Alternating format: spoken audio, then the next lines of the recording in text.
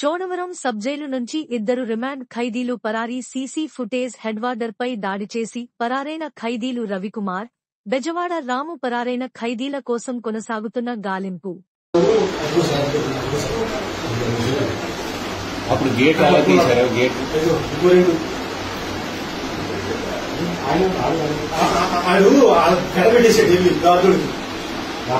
మనోడు బాగానే రిటాలియేషన్ ఇచ్చాడు. సపరేట్ గా రూమ్ వచ్చేసాను సార్.